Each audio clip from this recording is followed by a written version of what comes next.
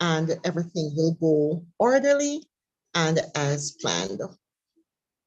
All right, so first, I must say that thanks to the Almighty God for sparing our lives to see this day.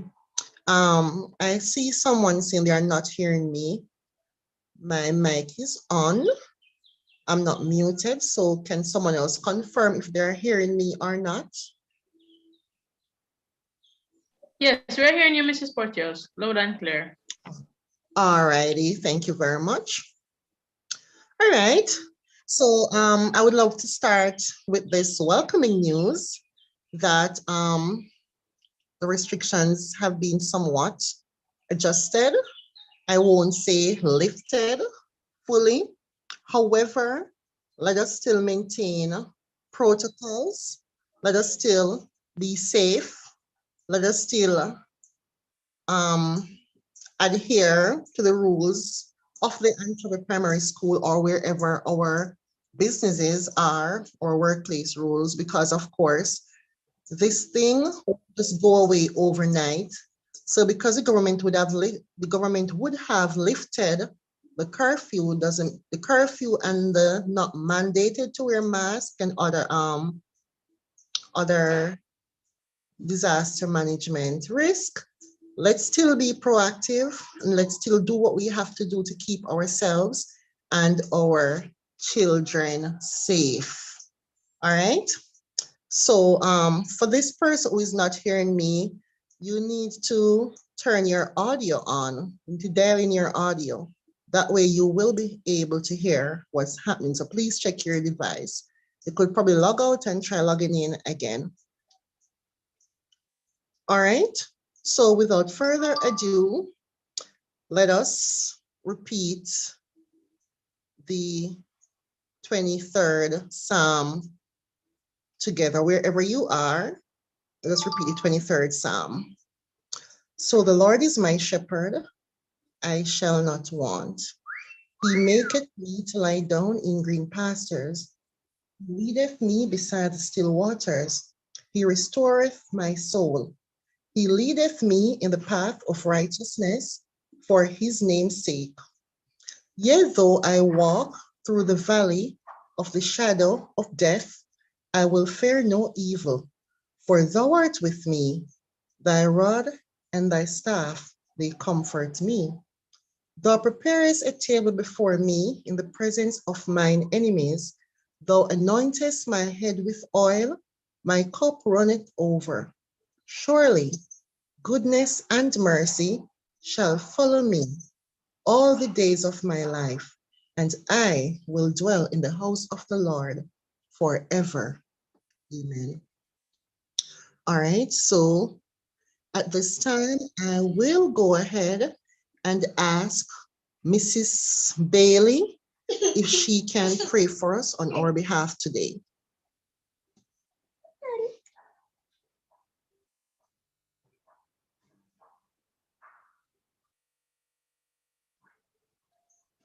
Mrs. Dawkins Bailey, I'm imposing on you this evening. Can you pray for us today?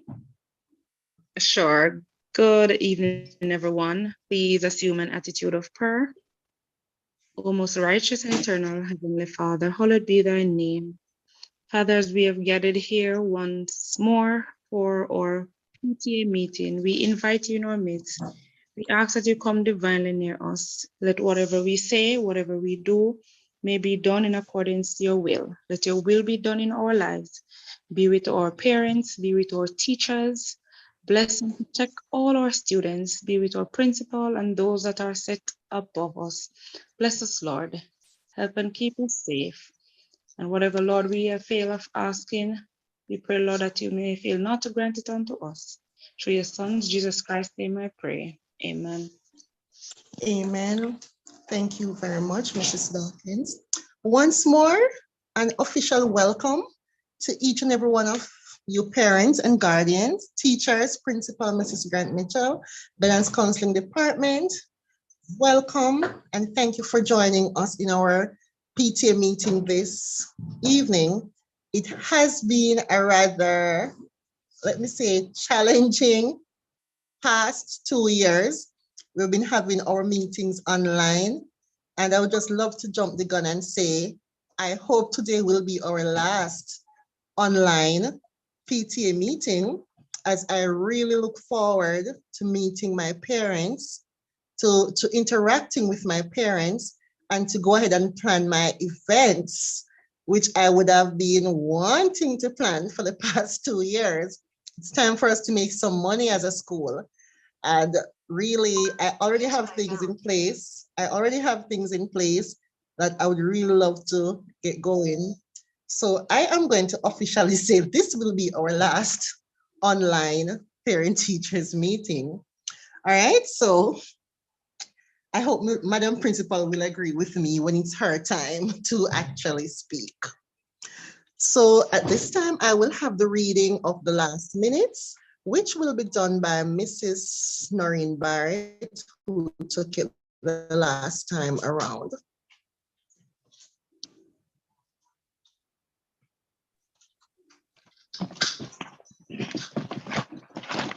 Good evening, parents. Good evening, teacher. Minutes of meeting held on February 17, 2022.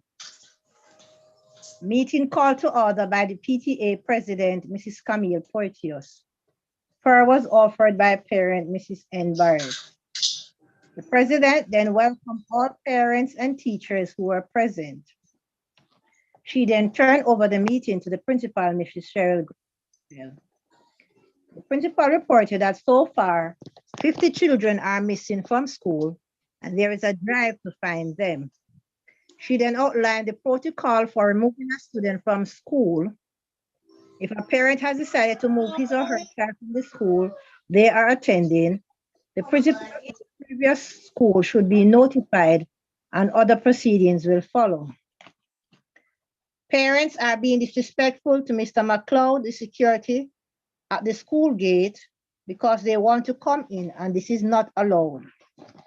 Parents have to use their discretion, mind the fact that during school hours, teachers cannot just leave their class unattended to a parent. If parent need to speak to a teacher, an appointment should be made. Parents should not call or threaten the school that they are going to the mirror or ministry. If you have a problem with a teacher, every school has rules and regulations, and proper protocol must be followed. Do not discuss teachers with your children, as the message you sent will be delivered, whether good or bad. Parents are reminded that it is illegal to keep your children at home when they should be in school. Saturday classes are private, but the teachers have made sacrifices to help the children. The reading program is doing an excellent job. There's also a learning loss due to COVID-19 because most of the grade 1 children are not ready for grade 2. Some are still at the basic school level, but everything is being done to help them to move forward. Children are encouraged to watch the videos that are sent by the ministry. Social graces. Social graces are no longer practiced, and the language that are being used, especially the boys to each other, has to be worked on. Dress code. Uniformity is a form of identity, and it also helps to keep our children safe. Black or blue solid jeans and white shirts were recommended if children do not have uniform. Parents are asked to uniform their children as it is much cheaper. Braids are not allowed, and boys' ear must be trimmed, not plaited. Anytime children are invited to school for any program, they are to wear their uniform, as it is still a school affair. On the matter of lunch, the lunch that the PAR children get is the same lunch that is being sold, and no teacher will ever let a child sit for the entire day without food.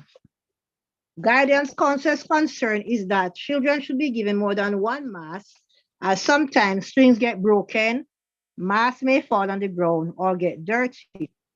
She's also asking parents to monitor their child or children's phone or tablets as they are visiting sites that are not appropriate for them. And parents should remember to put their contact number in the child's bag or book, especially the smaller ones. The PET exam has been postponed from February to March. Grade 4 and 5 will be doing mock exam, June 29 to 30. 3 teachers are no longer at the Anchovy Primary School. They are Mrs. Williams from grade 3 and Mrs. Ferguson from grade 4 who has migrated, and Mrs. Williams from grade 6 for pre-retirement. We welcome the 3 teachers that have replaced them, Miss Henry, Mrs. Georgia Barrett Miller, and Mrs. Atkins. We then sang the national anthem to close off. Thank you. Thank you, Mrs. Barrett, for such a well-detailed minutes. Thank you for lending us your services, and I trust that in the future, if needs be, and we have to call on you, you will make yourself available to us. All right, so parents, we would have listened to the minutes. Is there any correction? Anything that was omitted that you did not hear, or anything that should have been included? Yes, anything that's been omitted. You can go ahead and indicate, raising your hand, if there's something that should have been included that wasn't, or something that should have been omitted, and we will acknowledge.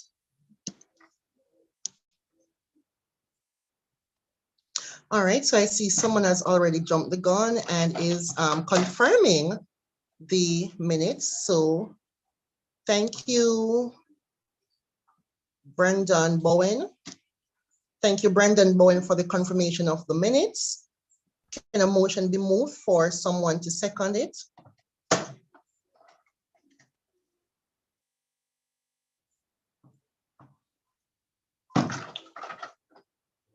Can someone second the confirmation of the minutes, please?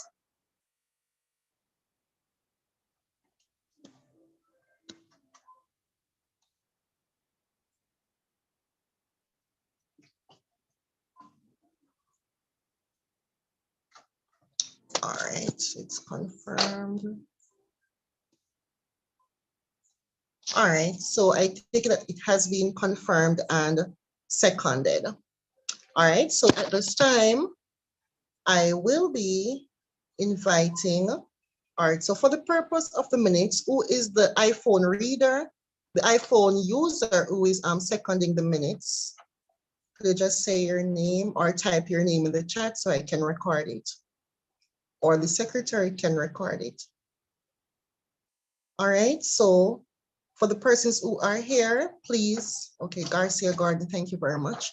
For the persons who are here, please register your name, the name of your child or guardian, and the class that you are presenting so that we can continue to keep our bookkeeping records. All right, so at this time, I will be inviting the Guidance and Counseling Department to do a presentation this afternoon. Please put your virtual hands together as we invite the Guidance and Counseling Department. Thank you, Mrs. Porteous. Good evening, parents, teachers, and all our well-wishers and family members of our students who are on. It is a wet evening, but we are giving the Lord thanks for this opportunity that He has afforded us to be here in this fashion this evening. I will be sharing with you a presentation real quickly, and I promise I have put my time on my phone, so I promise not to exceed about 15 minutes or so, pending if you have any pressing questions to ask. All right, so I would have posted in the groups a survey from the National Parenting Support and arm through the Ministry of Education, and persons have completed the survey so far. If you have not gotten a chance to do so, I'm going to ask you as soon as we are finished or you get a chance, just to go in the group. The link is there. Just go in there and see if you can complete the survey for us. This survey is really to garner some information about you parenting, how it has been since the pandemic, and to see how the Parenting Support Commission can assist you in your role as parents. And so I just want to briefly go through some information. We know that it's pressing times, and our parents, we know just that you have really held the fort over the period of time that the students were online at home, and we commend you for the effort and the involvement that you would have really shown. And we crave that even though we are back in the physical setting, we pray and we hope that the level of involvement will really continue. And as such, because we really want that to be so, we want to provide you with an avenue where you are in a healthy mental state. And so the ministry, along with the parenting support group, has really embarked on this program to see if they can offer psychosocial support to parents throughout the pandemic. We are better off now as it relates to the pandemic than when we started, but we cannot ignore the fact that it's still here, and so there are still some challenges that we may face. All right, if at any point you're not seeing my screen, Mrs. Porteous, please assist me as I'm having serious issues with my computer. All right, so quickly, the National Parenting Support Commission is an agency of the Ministry of Education, Youth and Information. It's an agency that was established by the Act of Parliament in the year 2012, and the agency is mandated to implement the National Parenting Support Policy to increase parental involvement in the education system. The policy is implemented through parenting programs designed for schools and communities that seek to build the relationship between school and home. So at the end of the day, the ultimate goal, what we're trying to do is to ensure that our parents are more involved and to really strengthen the bond of unity and relationship that exists between school and home.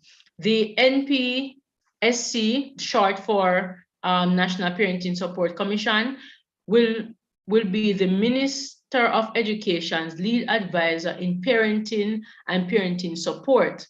As a policy of the NPSC, we will have as its core functions, so these are the core functions: public education strategy and campaign, policy advocacy and legislative reforms, behavior change, including greater personal responsibility and educating parents, creation of abuse and violent-free environment for our children, service quality and access capacity building, including implementation and evaluation of sustainability and coordination.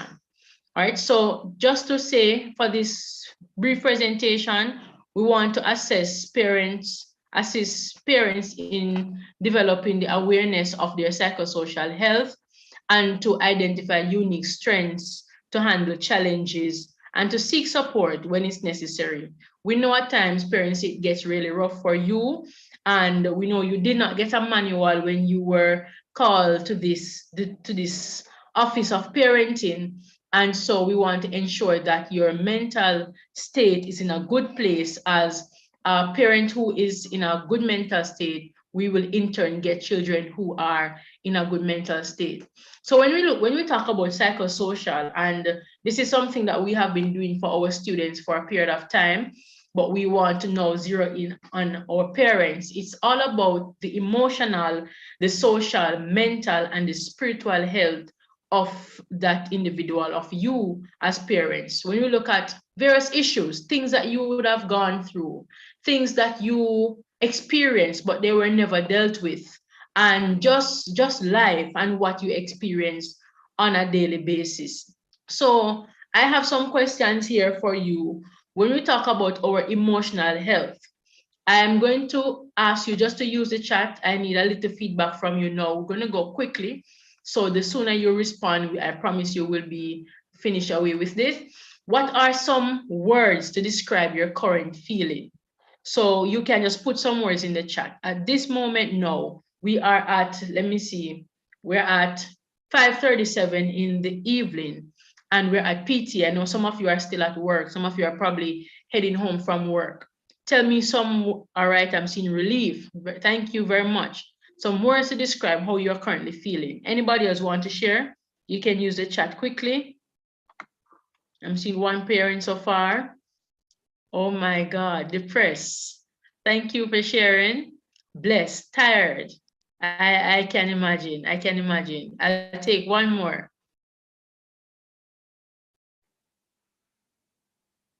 Anybody else to share?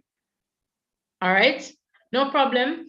My next question, do any of these words describe, well, it's describing how you're feeling now, yes. How long have you feeling this way? When you think about feeling confused and tired and relieved, how long have you been feeling this way? Is it just a feeling you're getting for today only, or from week, this is what you have been feeling, or it's, all right, 5 months. Wow, thank you for that. Anybody else want to share? How long have you been feeling this way? From the pandemic has started. Thank you, thank you. Anybody else?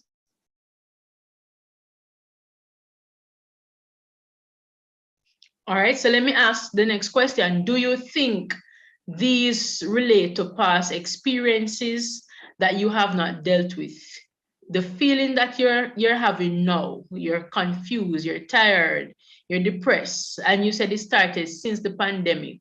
Is there anything that happened since the onset of the pandemic that would have caused you to be feeling how you're feeling now?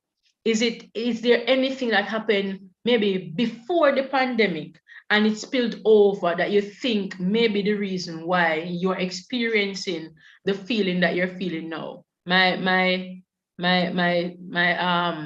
parents who are responding to me just want to make some connections to how you're feeling. All right, thank you, Brandon. Yes, overwork and unpaid. All right, and we know that would have affected. All right, no work. Yes, because my child has dropped back so much in school. Understand, understand. And mark your parents. What you're saying here is our feelings that we are expecting. It's normal, and we have been getting them for some time now.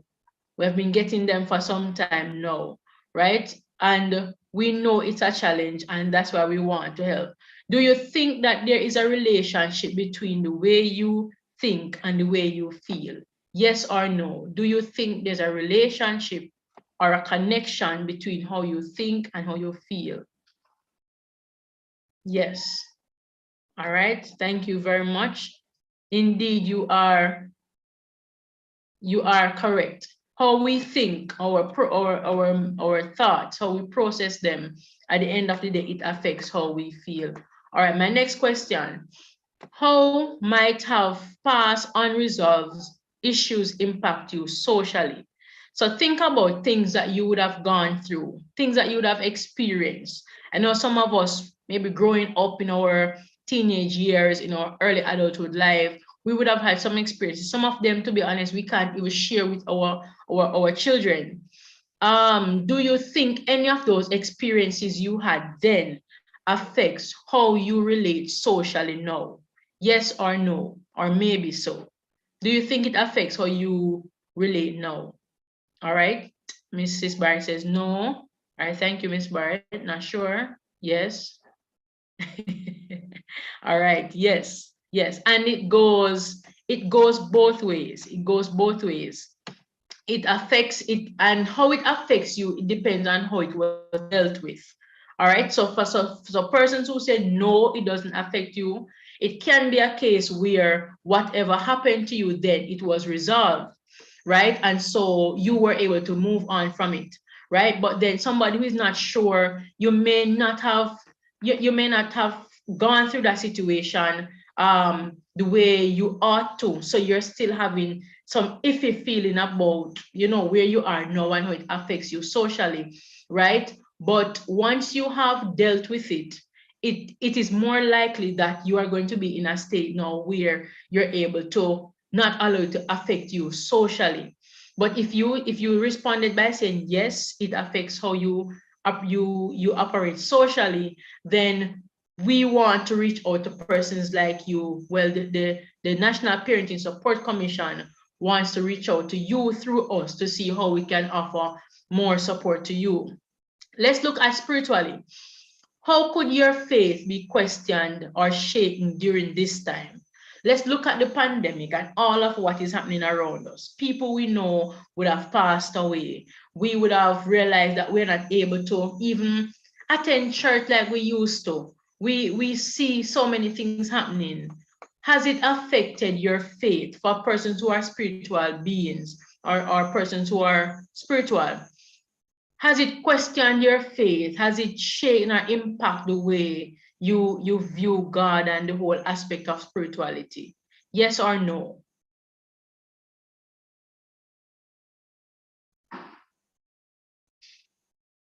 All right. Yes, in a way. Thank you. Anybody else? Yes. All right.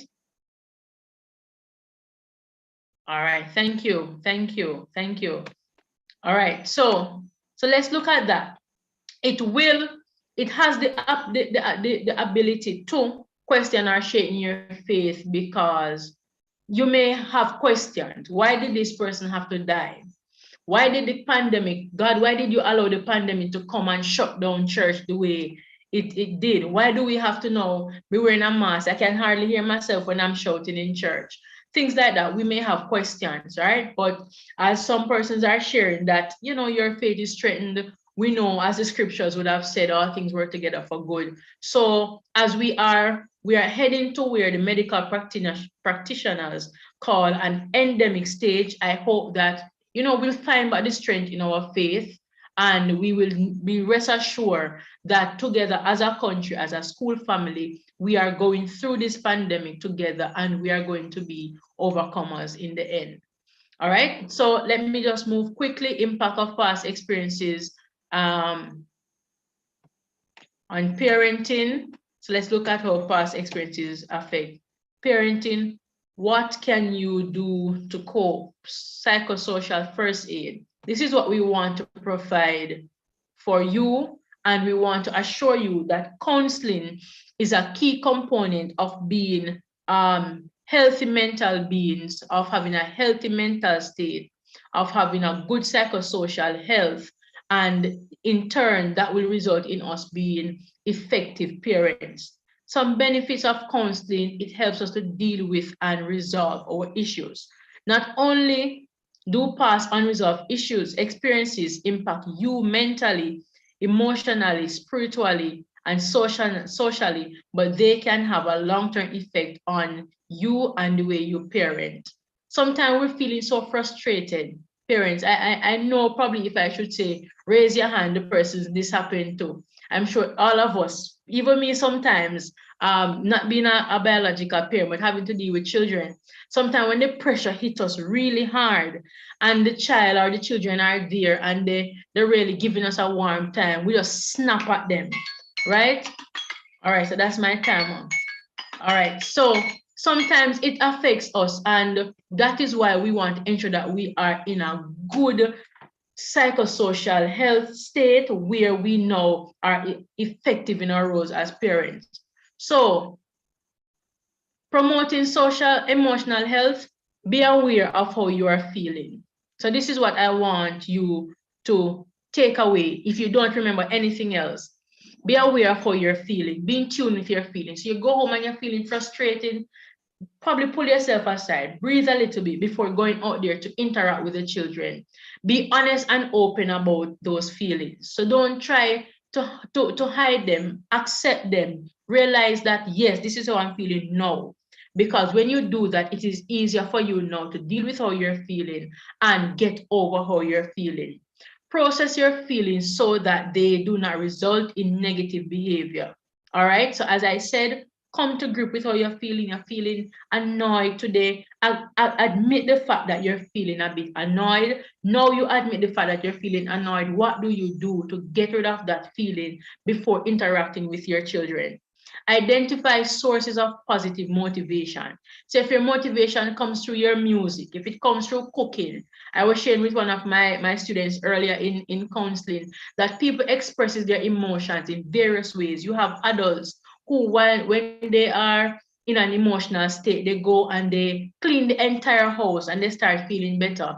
They cook everything they can find in the fridge and they start feeling better. Whatever it is that gives you some amount of positive feeling, positive energy, try to latch onto that to get rid of how you are feeling so you can be effective as parents. If this is not working for you, seek counseling support and give and receive empathy. All right. When we talk about counseling support, there are many agencies that are available. If you're not sure, come in. You can speak to myself or Mrs. Willocks, and we can get you on to someone who can provide family counseling for you, individual counseling, however you want it to be done. But don't stay there and suffer by yourself. Engage in positive self-talk. I can do all things through Christ that strengthens me. I'm an overcomer.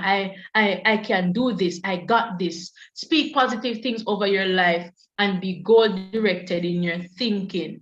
Use affirmations. All right. I'm wonderful. I'm beautiful. I'm hardworking. I'm dedicated. And guess what? You realize that your children start to model these things as you go along. Do reframing exercises. Focus on the positive rather than the negative. Every time something happens that seems negative, try to find a positive in it to counteract it. All right. I always say to parents, if the child gets a 45% on the exam, and we know that's under the pass mark, they would have failed. But in the previous test, they got a 30. You can say, well, you did more, you got more percentage this time than the last time. So they may not have gotten what we want them to get, but it's a step up. So find a positive to counteract the negative, and I promise you, you start feeling much, much better. All right, engage in social support system, communicate with persons closest to you, talk to your friends, talk to your family members, create family leisure activities, take a beach trip one Saturday with you and your kids, your family. All right, find a project that brings joy to you and others. Identify activities for self-care to just relax, unwind, give yourself some me time and just relax. Resolve your conflicts successfully. Whatever happens, try to find a way to resolve the conflicts. I always say it takes a mature person to say, I'm sorry, without, or to forgive without saying I'm sorry. Sometimes if you have to do that for your own mental health, go ahead and do that because you want to be in a healthy state. All right, and help someone in need. We always try to push charity, the act of giving, helping those around us. Identify activities that help you to feel closer to God for those persons who are spiritually driven.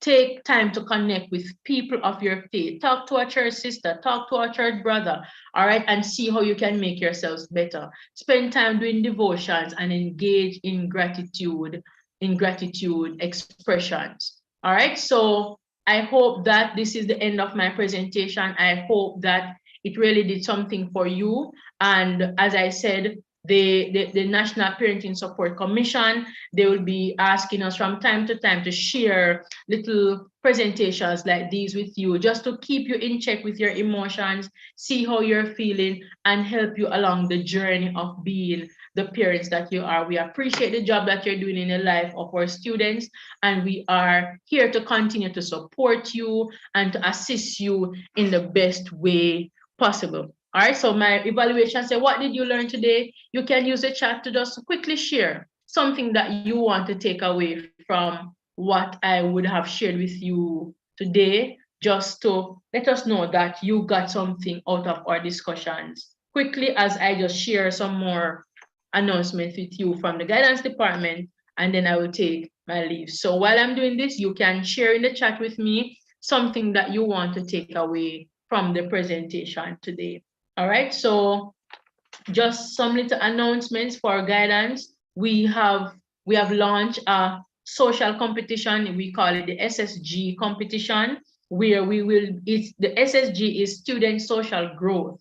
All right. And we will be asking our peer counselors and our peer support groups to mount some displays in their classroom, some charts where we're going to be awarding children for their positive behaviors. So we're going to be looking at areas such as rules and protocols, social graces, respect, care for environment, and honesty. All right. And thank you, iPhone user ICU. Thank you very much for sharing. So we are going to be asking our teachers will be on board with us to support us in this activity. And we are going to be awarding students based on their behavior displayed in these categories. All right, so if a child shows that they are obeying the school rules and they're obeying the protocols, that child can be awarded what we are going to be called a chip from their classroom teacher or any teacher at all that sees them displaying the correct behavior. All right. Social graces, a child is seen saying good morning, good afternoon, please, excuse me, thank you. A teacher will award that child a chip. Any teacher at all from any class. When the child gets that chip from the teacher, the child goes to their classroom, or if it's in their classroom, they get up from where they are and they place their chip on the chart that is being provided. What we're going to be doing, we're going to be going around and monitor the chart over the next few weeks. But when we get to the month of May, which will be Child's Month, when we have Child's Day, we're going to be awarding the class that has the most chips in all categories. All right, so start encouraging your children to display good behavior, practice to take care of the environment, to be respectful, to be honest, to display social graces, to be obedient to the school rules and the classroom rules so that they can be awarded a chip. Because when one child from a class gets a chip, the entire class benefits at the end of the day. So we will be doing that starting on Monday. So look forward to hear your children coming home to say, Mommy, I got a chip today. Mommy, I got 2 chips.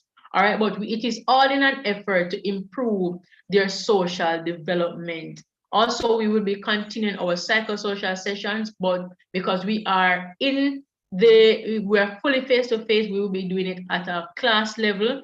And so we'll be going to their classes and we're going to be pushing our psychosocial topics just the same as we continue to support our students. And like I said, this presentation that was done today, we will be doing a number of presentations in each of the PTA. It will either be a presentation from the National Parenting Support Group, or we have some presentations at school, for example, like online safety, how to monitor your children online, and so forth. So we will get topics that are relevant that we know will be helping you with your journey of parenting.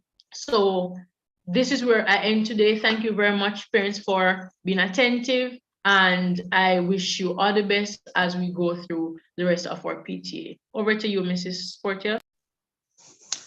All right, thank you very much, Mrs. Walters. I felt as if you were talking directly to me when you were doing this presentation, because even though I'm a professional person, I really, and I would have known some of the things that you were saying, or most of what you were saying, it's really an eye-opener to me, because as a mother, parent of 2 boys, sometimes I feel so frustrated.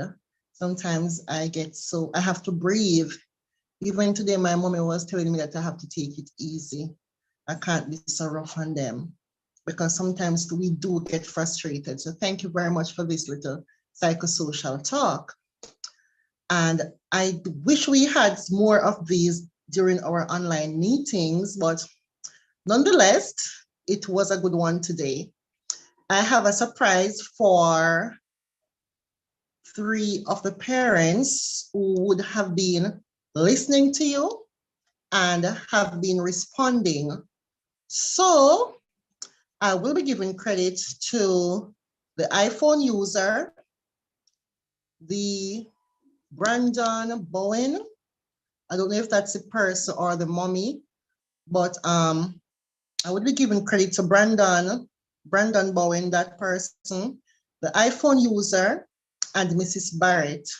These three persons would have been responding to almost all the questions that you were asking, and they were participating so much. So as a little surprise, this is what I will be doing for these parents today.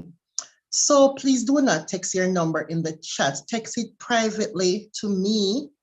I would assume that you all know my number in the WhatsApp groups. So, all right, I'll just give you my number. It is 813-2916. So the parents, these three parents, please text me on 813-2916. Identify yourselves properly. So the other participants are actually hearing my number, all 89 participants. I just needed three honest persons to please just text me your number, and so the credit can be sent to your phone. Please do not, and please text me if it is a Lime phone you have or a Digicel SIM card. Thank you very much. So I'll be looking, I have my phone, so I'm actually waiting on those text messages to come to my number with your name and the name of your child also. All right, so I will now be turning over to our principal, Mrs. Cheryl Grant Mitchell, to address us. Good evening, everyone. It is an awesome afternoon, wet one, but a great one. And I'm just grateful to God for his goodness. Madam President, Guidance Counselor, parents, we continue to give thanks to God for his continued care and protection to us. It is just refreshing to know that we are somewhat, I wouldn't say getting out of the woods, but we are able to say that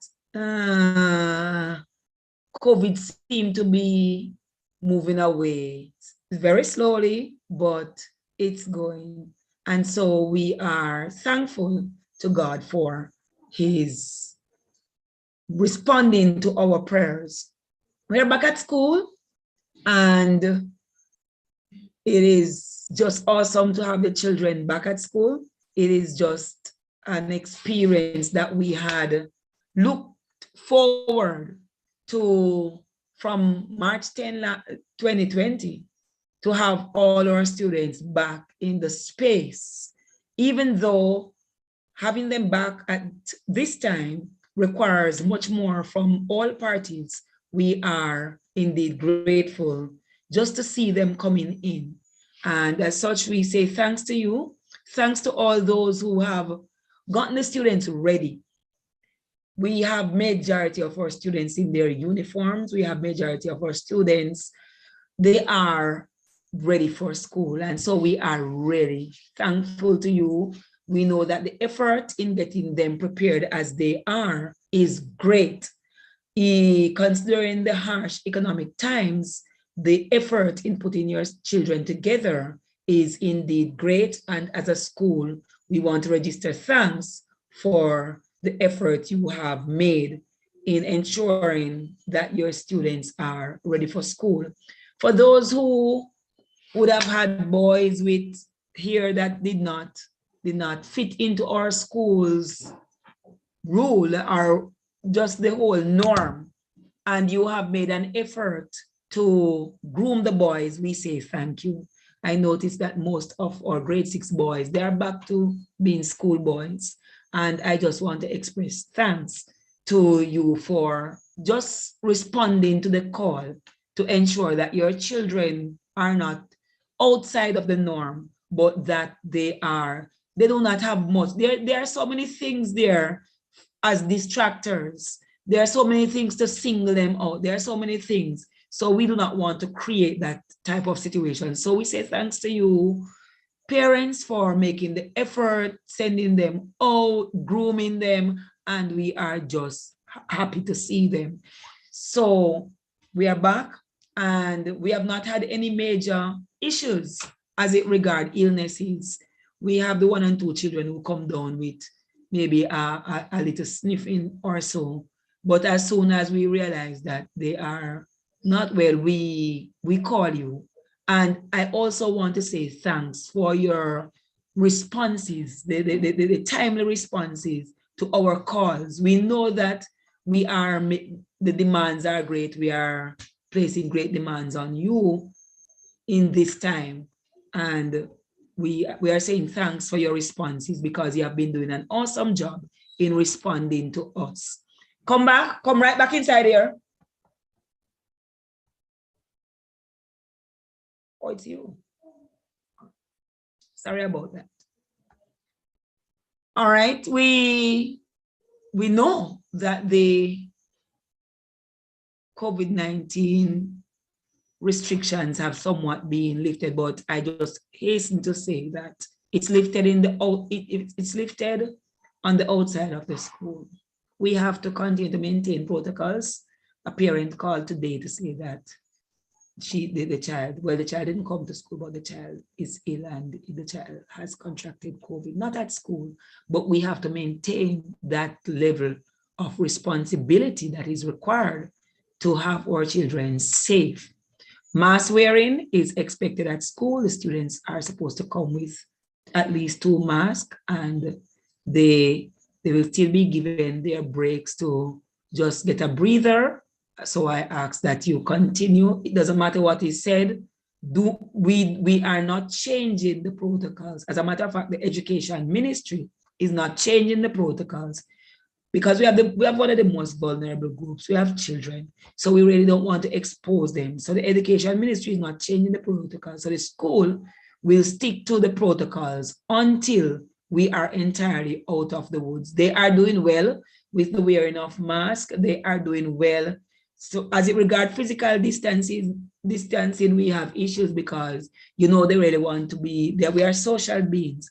And so we have to keep reminding them of the dangers of touching parents. We are never going to go back to where we were before COVID. The world will never go back because there were some things that we practiced that were highly outside of the parameters of being hygienic. And as such, we are going to have to ask our students to maintain certain protocols at school, because my mother always said, anywhere water come up one time, it will come up again. So we are not going to let down our guards. We are not going to allow the students to be mushing up and all of that on each other. So we are having challenges with them staying apart. Space is a problem in some of the classrooms. Seating is a problem in most of the classrooms because we do not have enough benches. So you might have a situation where we have to do something to squeeze in, but we are trying. The ministry had promised us benches. If you are able to help us in any way, as it regards, we have space, but we do not have furniture. So I know about a few years ago, Mr. Kelly and his wife, he and his brother and his wife, they came in and they helped us in repairing some of our desks that were badly in need of repairs. And we are reaching out again because we really want the students to be comfortable in their spaces. The grade 6 children are big. Most of them were out and they had too much to eat and they are a little oversized. So we have to ensure that they are comfortable in their space. So we are reaching out to you in that regard. Let me stay with grade 6. So I say that the protocols will not change, and they have not changed as it regards students being at school. There is well, let me not go there as it has. I'll go there further down in my address. Okay, so we have next week, Thursday, will be the ability test for grade 6. Next week, Thursday. So the ministry had postponed, say, for about a month. We believe that it was really good for the students who were not ready, but it could have done 2 things. It could have affected those who were ready. psychologically. It could have affected them mentally. We really want to speak. I had to ask Mrs. Walters to speak to them this week, and I'm going to be asking you to be kind to them, speak to them, and just let them know that it's okay. Especially the ones that are really preparing themselves. They are under so much pressure. And we are pressuring them, and we are not going to raise up our foot off the brakes until they do the exam. So I'm going to be asking you, as parents, do what parents do, speak to them, tell them it's okay, and you really that you believe that they will do well. There is it says, behind every young child who believes in himself is a parent who believed first. Behind every young child who believes in himself is a parent who believed first. So you have to first let them know that you believe in them, that you will be comfortable with what they do, because especially those who are working, they are going to be doing well. There are some who don't have a care in the world. You know, they are your children. You know those who don't have a care in the world. I am not sure I said to some of them sometime this week that any bucket that the rain, heavy rains never fill, it's hardly likely that the dew is going to fill it. So they will have to start doing overtime because they just have a few hours left towards their exam. So I ask that you continue, and if you're not letting them sit up and do some work when they come home, please engage them in that regard. PEP 4 and 5 registration has been completed, and grade 5 is currently doing the verification of the materials. Verification means that the ministry sends you the list of names and the students, all the information about the students that we would have entered. And they ask you to look back at that information and to make any changes that needs to be made. Within this time of the verification period, if we had gotten a new student, we would be able to add that student. So if you are the parent of a new student who is in grade 5, just reach out to the teacher and find out if the child, because we would have to add the child at this time. So if the child came in anytime, January, even September, if the child entered grade 5, just find out if the child is accounted for. We make an effort to account for all children, but there are human errors in everything that we do. So just reach out. It is in your best interest to ensure that your child's name is on the list. That's what the protocols regarding that, regarding the registration. When a child, I heard in the minute, and the minute was captured well. Congratulations to the individual who did that. It was an awesome capture of the information shared within the last meeting. And I just want to reiterate that the children who have been brought to us or will leave us, there has to be some communication between the schools, but we do not change any information. After we give a child who is leaving a release letter, it is the responsibility of the school to which a child is going to ensure that, as I'm saying now, within the verification, you add that child. Any child that comes to us, it is the responsibility of our grade 5 teachers, and I will have to sign the document after. It is the responsibility of the teachers to ensure that everyone up there is captured. It's a tedious process, but we ensure that we do what we have to do. And so we are ensuring that all our students are accounted for in the grade 5 cohort. The next verification that will be done will be the grade 4s, but the ministry has been calling because students have been moving from place to place. And even within this time, it's the greatest amount of movements taking place. So you have a child who was here 2 weeks ago. On Monday, we took a grade 5 child on Monday because the mother has moved from Westmoreland to Mount Carey. We can't deny that child a space in the school. We really are overrun with the numbers, but we cannot deny a child who has no school to go a space. So it's a little, but so we will have to ensure that that child is accounted for on our list, because the child's information would have gone to the school the child was going. So we will have to make that connection to ensure that the child comes back on our list, so that it is a girl, so that her exam papers will come here. So it's something that we have to ensure. So if you have a child within that category, it would be in order for you to reach out to the teacher and just to be sure. But I know that they are doing well in getting all of the students accounted for. All right, we are having serious problems with our grade 6 students as it regards social media.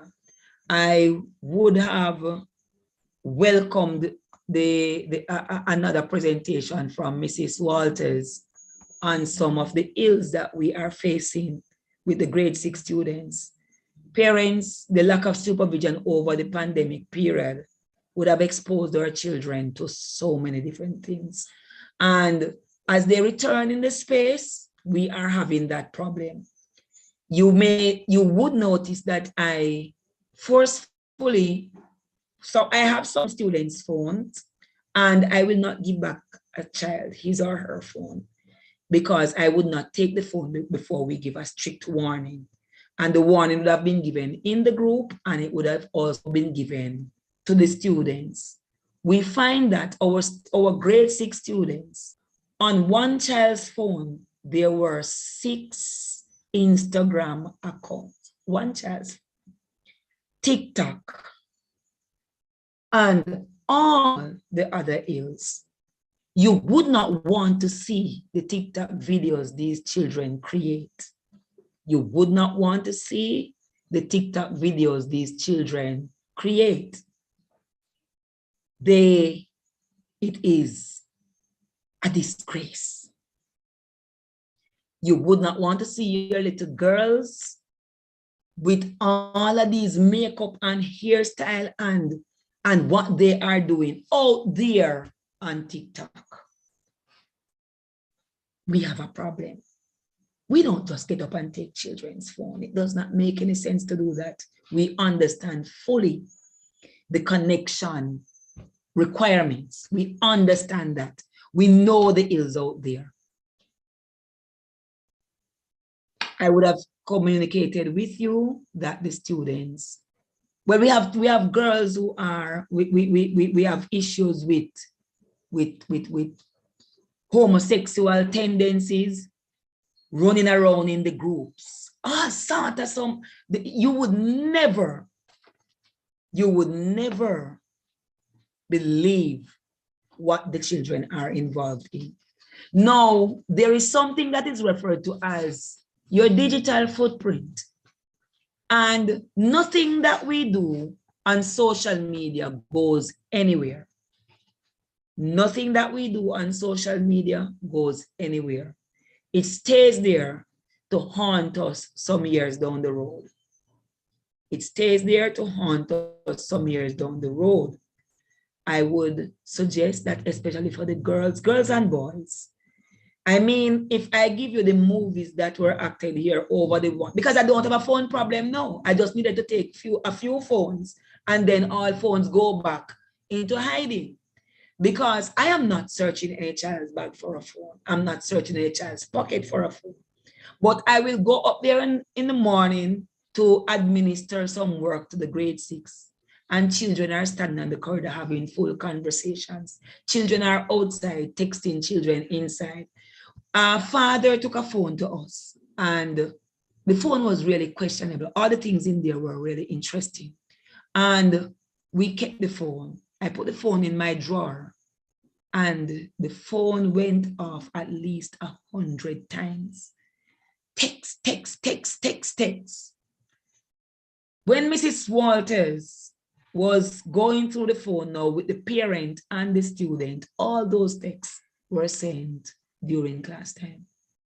All those texts were sent during class time. So it means that if a child has a phone and is able to do that, no learning is going to mean anything to that child. No learning is going to be more important than speaking to the child. The children, they recorded fights on the road. They recorded fights, and fights became viral. No, you see your little girl. I have a video with one of our little girls and the expletives the girl is using on the road. I have a video with another one. Boom. The child went out and purchased boom at Miss Chin. Miss Chin talked to the child, and the child said, well, it's not a boom alone she drink rum too. And I have run video telling Miss Chin that. So when I ask the children to conceal their phones whilst they're at school and to ensure the phones do not interrupt classes, it's a reason we do that. It's a reason that we do that. So I'm asking that every parent, every concerned parent, every good parent, ensure that your child does not have any secret that you don't know. These children, parent, come here and say, children, block them. All of them have lock on their phones. Come on, parents. We have to set the tone. They have lock on the phone. Parents don't know the lock. So it means you can't just search their phone. They will have to open it for you because that's what happened here. Only that they open it in our presence. But you can't just go into their phones. Grades 4 and 5 and 6 children can't have any great secret that parents don't know. That's not supposed to be happening. So we have serious issues with the social media interference, and it is affecting the learning. It is affecting the learning. There is one class up there at grade 6 that is totally contaminated. It is affecting the learning, and it has flown into other areas, into other classrooms. We have boys and girls hug up in the most compromising way, and those pictures are the DP for the groups. They are the pictures, and we cannot have our little grade 6 children out there, because any picture that goes anywhere out there on social media, you can just type in if you know, and you will get, you will be able to retrieve it. We also had a situation where adults are asking them to send them pictures. And on one phone, somebody whom a girl met on TikTok asked the child for a picture. The very next message was the picture being sent. We have to educate them. They came back from off the pandemic with that. We have to educate them that these are dangerous times. These are dangerous times, and that's why we see on the news every night where children are going missing. You don't know where they are, because if the phones have located on them. So if somebody's interested in your child, he or she just has to come to the school gate because they can locate the child. So we have to talk to our children about that. Mrs. Walters will do some social media in coming weeks, because I have asked her to do so. Well, I had actually asked her before we came back, but this is now creating an urgency that we will have to go there. We will have to go there, and we will have to talk to you and help some of you who are not that versed to be able to look for what you are supposed to look for, because these children are extremely smart. They may not be doing well, but they are not slow children. They are not doing well because their focus has been shifted, but it is not that they are slow. It's not that they are dunce. It's not that they are not aware. So we have to get them back. We cannot afford for our grade 6 to move on to grade 7 with all of those issues, because grade 7 is an interesting grade, and it determines whether they sink or they float. So we have to do something to save them at this point. So Mrs. Walters will be calling on you again to just share some things with you. Like I said earlier, thanks for putting them in their uniforms. I still want to note that we have some children here with their hair colored. We have children, I sent to my boy because his mother colored his hair green and he came back with his green hair. No, I'm personally not going to continue to fight. And I'm not going to be depriving your child of an education either. But your child will continuously be seen as somebody who breaks the school rule. Your child will continuously be seen. We have Rastafarian and we have people who are not Rastafarian. Rastas don't come. Rastas don't come. I say in the bush and Rasta born come. A country may go. Rastas don't come there here. So if your child and Rasta born share too. So if you have to shave off all of round here and put some nice plait in the boys here, that's a problem. We have called you in, we have sent the warning letters, and there are still children, especially at grade 1. Especially at grade 1, there are still children who are in breach of these rules. Remember, please read the letter carefully because we are not going to let up. We are not going to deprive the child of coming to school, but we are not going to let up. So, because we want the children to have an anchovy primary identity. Colored hair is never any school's acceptance. No school. No school. We also do not accept headgears, hats. We do not accept head covering. So even with those who are Rastafari, we have had Rastas over the years. They come to school. They come to school. So don't put on any hat on them. Don't put on any hat on them. Because that is 1 and 2. The hair plait up and then they have on hat. Don't put on any hat on them. Don't put on any hat. So, and see if you can think more seriously about ensuring that the children, you send the right signal. Because if teacher sends them home and you tell them back, you go tell teacher about them parts, because you now cut their hair, and they come back and they say exactly what you say. So I'm going to be asking, I said it the last time, be careful how you speak to the children because they don't filter. They don't filter anything out. Safety and security, I spoke about that as it regards the social media presence of the students. The social media interference is putting them at risk, putting them at great risk. So I would like you to, especially the grades 4, 5, and 6 children, please speak to them. Please see if you can monitor their gadgets. All the gadgets have parental control. All the gadgets have parental control. And every good parent ensure that he or she monitors what your child is doing. All right. Arrival and pickups, we are having, we would want you to work a little more on the timely arrival of the students. They have lost enough time, and more, especially for the lower grades. As soon as they come in, the teachers start the sight word development and the reading development. It's a program, so you don't want them to miss that part in the morning, and then teacher go right into teaching curriculum that if they can't read, they can't access. So please see if you can meet the time deadlines for the students being dropped off. As it regards pick up, we are no longer able to ask the teachers to walk out because they have full classes now. And for most of them, they have the extra lesson students. So we are going to be allowing grades 1 and 2 student parents to pick up your child at the classroom. I'm not going to be asking the teachers to come to the gate anymore.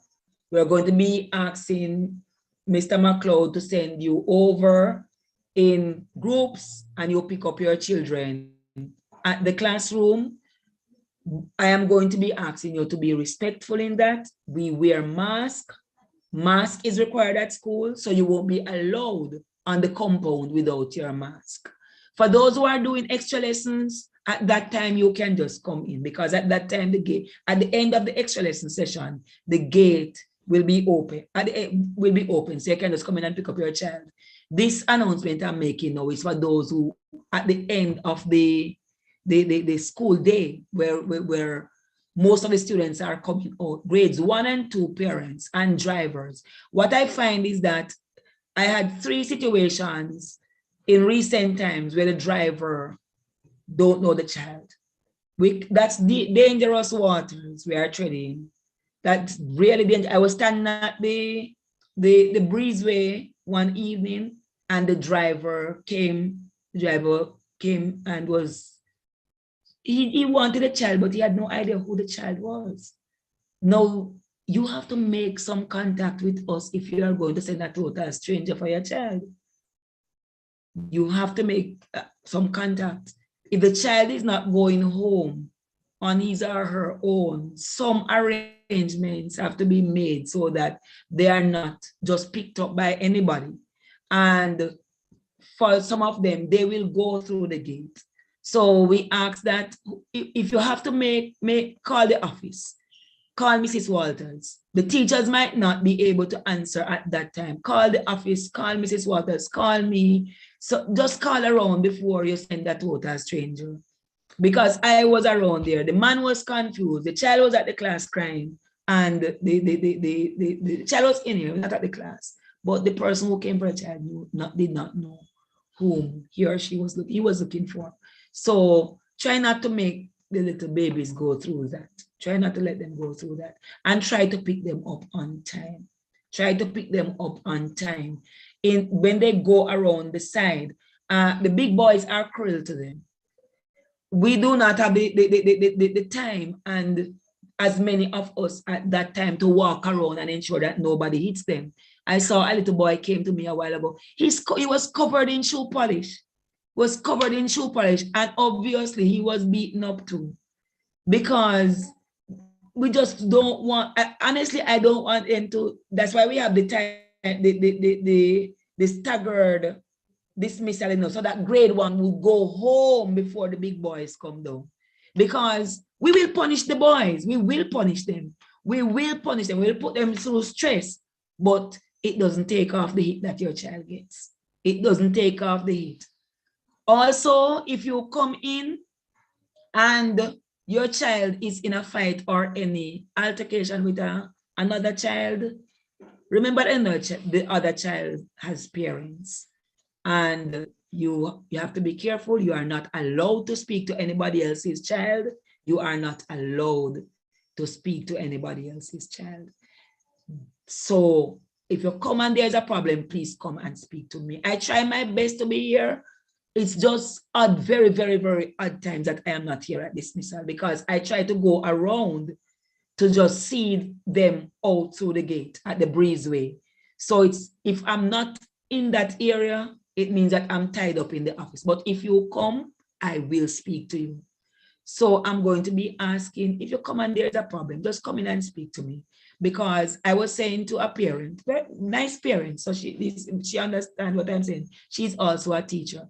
That most times when I probe a situation between the big boys and the little boy is wrong. There is one little boy who went in the bathroom and grabbed on to a big boy private part. They are curious. They are doing all sorts of things. Now that big boy was so angry because the big boy have different things in his head. The little boy doesn't even know what he's doing. He's just playing. But we have to talk to the babies.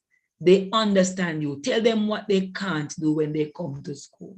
In Jamaica, we have a serious problem with certain things, and people will kill you. So just tell them what is accepted and what is not, and let us hope that they understand. We do not allow anybody to abuse them. We have penalties for bullying. And like I said, yes, the penalties will be meted out to them, but it wouldn't stop the hit that a child would have gotten. I just want to congratulate a parent, Miss Jackson. You know, her child ran into another child and the child got damaged, and she came in and she took care of the bill.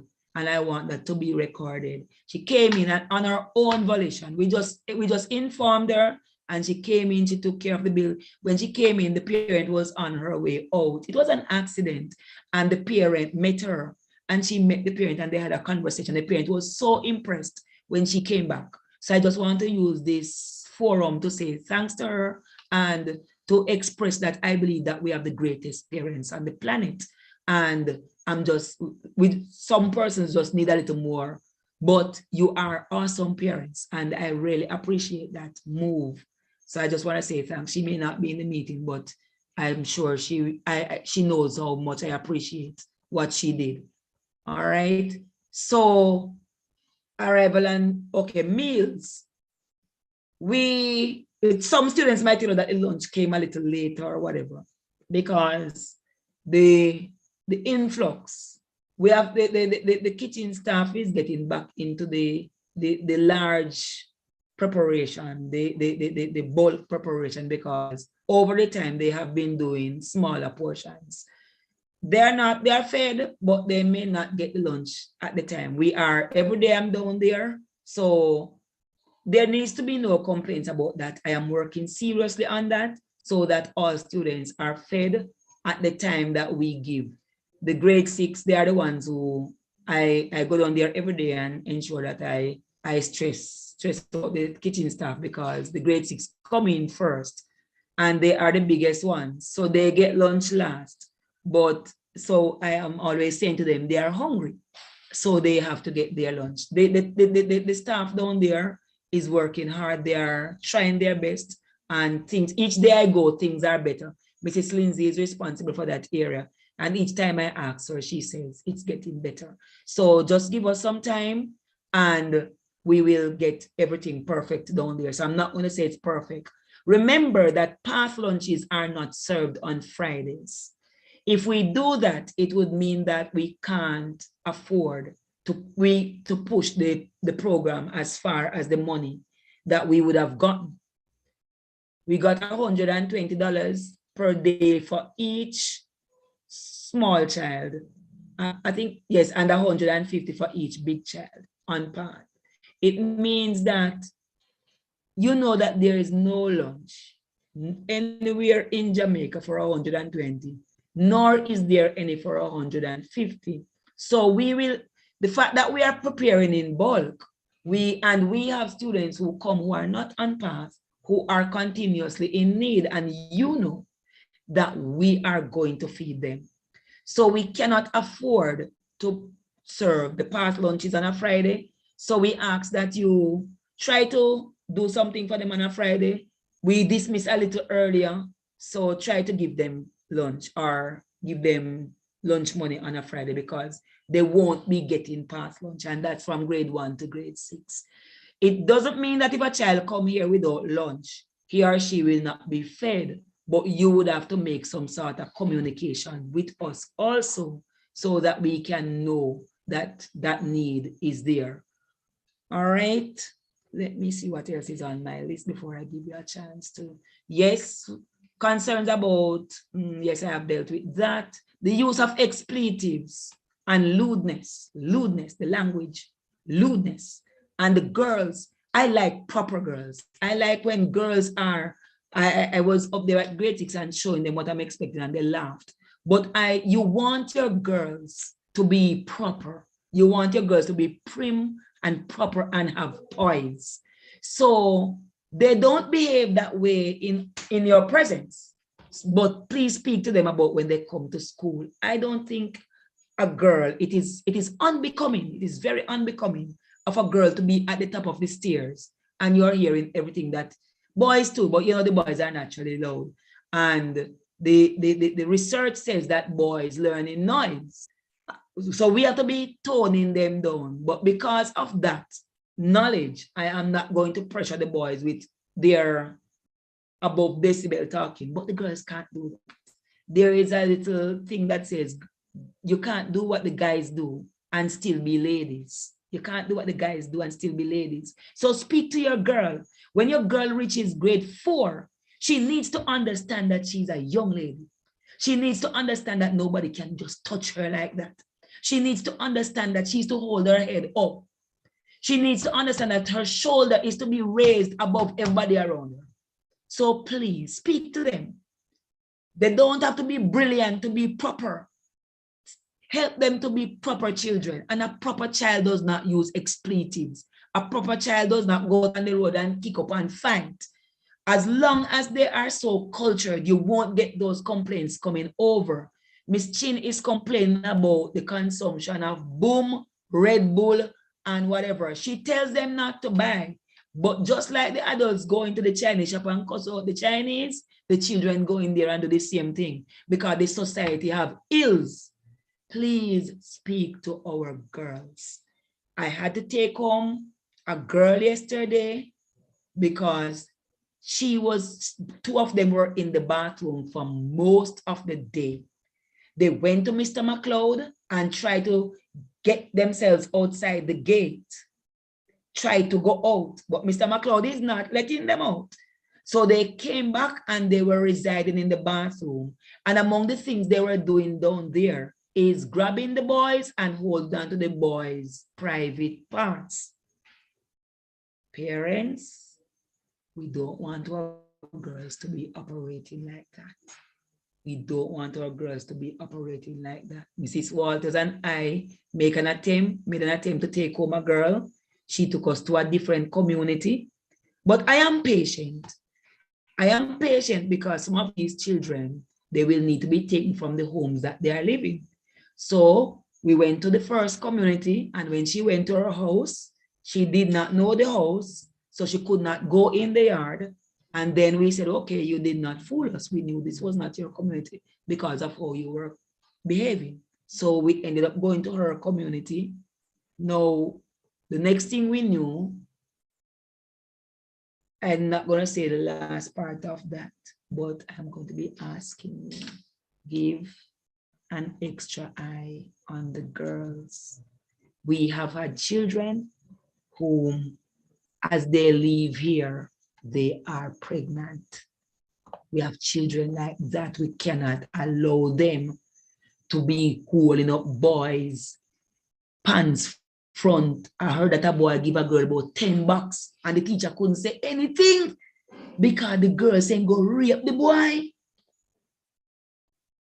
Where they come from with those type of behavior? Where they come from with those type of behavior? They consume too much pornography. They have the internet, so you need to start taking some of the gadgets from them. The consumption of content that they should not be consuming is too great. So we have lost them to learning, and we are trying to get them back because most of them, they are not where they would have been if they were here. And now we have to be dealing with all of these promiscuity. All of these promiscuity, where they come and it's just boyfriend and girlfriend issue we are having now. Boys and girls are in some, I said, compromising position in picture, and they have it sending around. Come on. I'm not going to say that you are responsible for that because some of you certainly aren't, but we have to put our foot down, and they cannot have secrets that you don't know. Not your little 12-year-old girl. We don't have any 13-year-old. We may have like one or two who are on the brink of getting to 13. But if a child in primary school is 13, that's a problem with the Ministry of Education. So we have 12 down, 6 to 12. So they need to be children.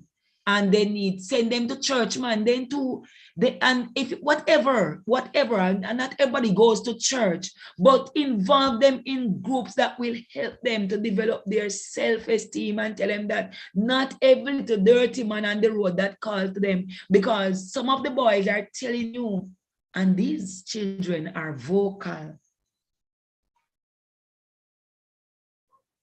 Some of the boys are telling you that the girls don't want to talk to them because they have big men boyfriend. These are grade 6 children. These are grade 6 children. So let me reiterate, try to pick up the smaller children on time so that they don't get in any contact with the big children. That's one of the reasons for staggering the dismissal time. So whatever you are doing, if you are not able to come, and there are some drivers who are very tardy, check on your driver. Your child can't sit out there. I heard a mother came yesterday and the child was around and she apologized to the child.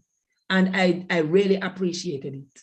She came, she took the child, she apologized because she should have picked up the child. And she said, I'm sorry, baby, I was doing, and she was talking to the child. I really appreciate that because some of the little babies, they're sitting around there until you have to go around there and take them up and carry them around and they don't know where mommy is and they come 10 times and ask you. And I'm waiting for my driver and my driver is not coming. Speak to the drivers. Speak to the drivers. I'm going to be stopping because that's my last item and I'm going to be giving you an opportunity. Remember that I am at school and I will need to wrap this up to go home. So I'm going to be giving opportunities for you to ask questions now. Back to you, Mrs. Portius.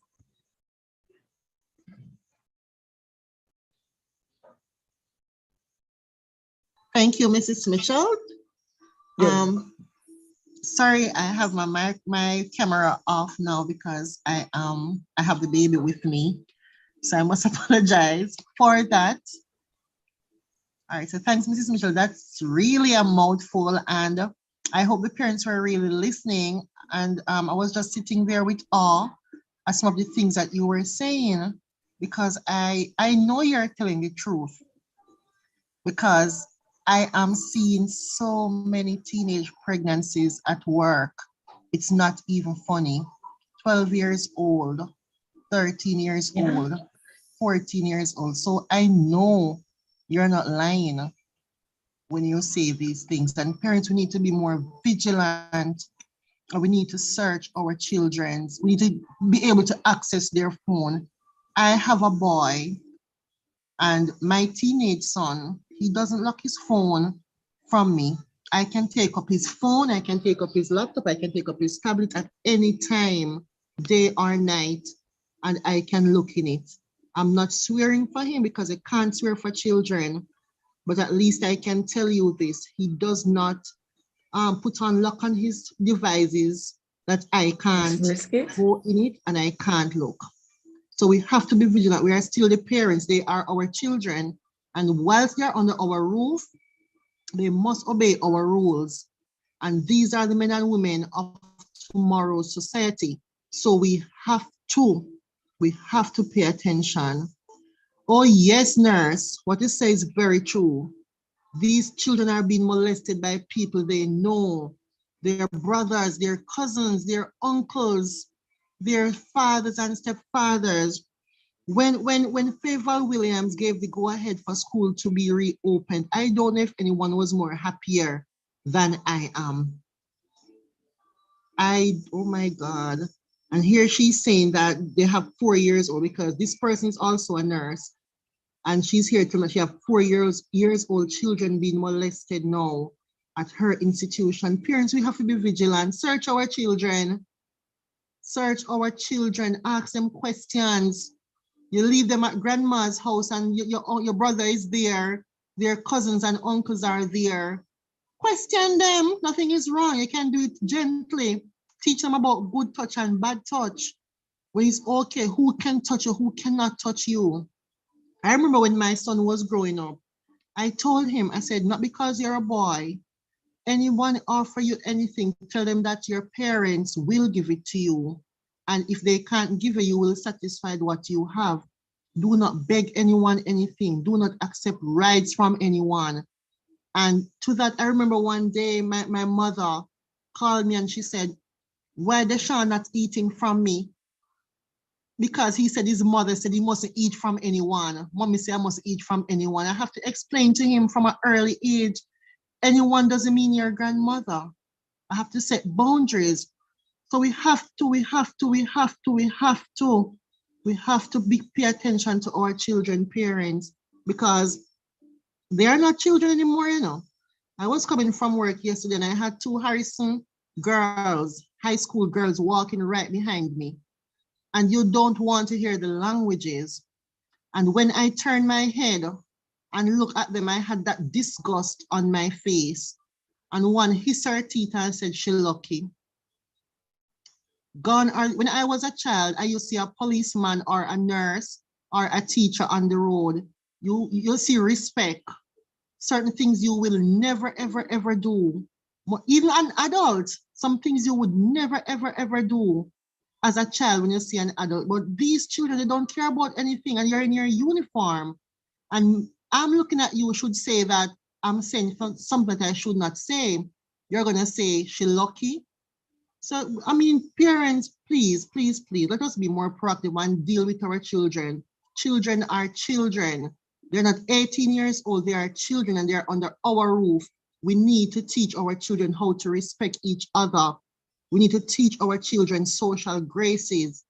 We just need to teach our children how to be children. And we as adults need to allow our children to be children. Where are you going sending a child to school with a green hair or a shaved hairstyle with plaited hair? Boys.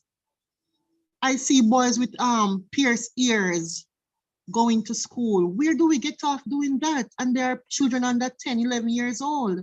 Where do we get off doing that? So we need to come back to society. These are our future generation. We need to teach them how to be children and allow them to grow up the right way. So back to what I was saying now, Mrs. Mitchell, if you'd allow me.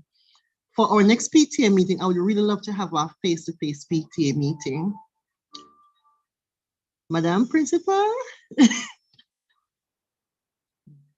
Not to tell me how we were going to do it because we don't have a space to facilitate our PTA in it's a space that would, because you would still need to maintain the physical distance guideline. And we know the space that we have, so that PTA would have to be on the corridor. I think what I was actually thinking, yes, I was thinking of having a morning PTA meeting, or if it couldn't work like that, I have it in two. I would have a grades 1 to 3 PTA meeting, and then call the grade 4 to 6 PTA meeting with the same matters being discussed.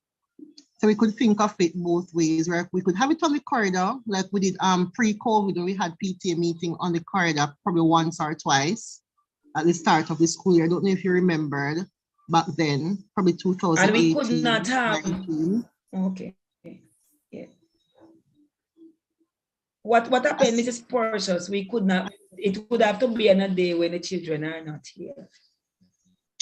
Because remember that on the PTA, I didn't address it. I heard you, but I said I would have to work out the logistics with you. So I didn't say anything about it because the parents can't come in with all these children here. So it would have to be that the students don't come. And if we are going to meet with the parents, that's one. We have to have some more talks on that. Yes, true. We have to work out the logistics well before we go that road. I know that we really want, I really would like to meet some of the parents because the PTA that we used to have would give us an opportunity to see what our parents, who our parents are. Right now, persons come on and all their videos are off. So you have no idea who you're talking to. You could very well be talking to just the name that is there and nobody's there. But I know because the students carry out those little trickery too. But anything that we are going to do, as long as it's going to involve the children, we have to sit down and work it out. All right. Yes. All right. Yes. And parent, I saw your suggestion where you said that the parents who work in the mornings could come in the evening, and the ones who work in the evening could come to PTA in the morning. But like Mrs. Mitchell said, we will sit together then as a team and work the best way out, and then we will let you know, because I really want to meet some of your parents. On another note, I want you to put your baking skills together. Get out back your cooking book and your baking books and tins and so forth, because for our next event in the very, very near future, I'm thinking of having a bake sale. Mrs. Mitchell? I don't have a problem with that. All righty, I'm thinking of having a bake sale. So interested persons, since we're still virtual, please inbox me your ideas and we can go ahead and put it forward. I'm thinking of having this one day in April before the children go on their Easter break. I'm thinking of having this before they go on their Easter break. So I'm open to suggestions. You can inbox me on my WhatsApp and we can have this discussion there. Also, this one will go through the board. So I won't discuss this one as yet. It will go through the board first. But towards the end of the year, the school year, I'm thinking of having a minimus anchovy primary. Not just girls though. I'm thinking of having it boys and girls. So that's something that we will discuss on the board, right, Mrs. Mitchell? Then we can think if it will work. We'd have to, yes. All right, because we'll have to get sponsors, etc., and make sure everything is okay. Still keeping up the protocols, having protocols in place, etc., and to see where this will be held. Preferably on the school ground in a day, of course. But we'll discuss that further. But for right now, just a month away, the cake sale, the bake sale is on my agenda right now as is. And we don't have much time because Good Friday is on April 15. So this will have to be done somewhere before April 15. So parents, I'm depending on you as always. You have always supported me and anything that I plan. So I'm depending on you this time around to support me with this. And like I said, I'm looking forward to your messages now in my WhatsApp chat. All right, so it has been a very, very, very good evening. Thanks to the parents who participated. Thanks to the teachers who are here online. I don't know if any one of you have anything you'd like to say. Thanks to the Guidance and Counseling Department. Thank you, Mrs. Mitchell. And to close off, Mrs. Mitchell, can I just ask you to breathe a word of prayer as we close off? There are 3 hands raised. There are 3 hands Oh, raised. sorry. I see Mrs. Walters' hand. I see iPhones and I see Miss Appleton. So All Mrs. right, Walters, go ahead. No, that's not me. That's somebody else with my first name. What you saying to me? What you saying to me? Because I was wondering how your hand come raised in my meeting. Shanique? Could we allow Shanique to unmute and...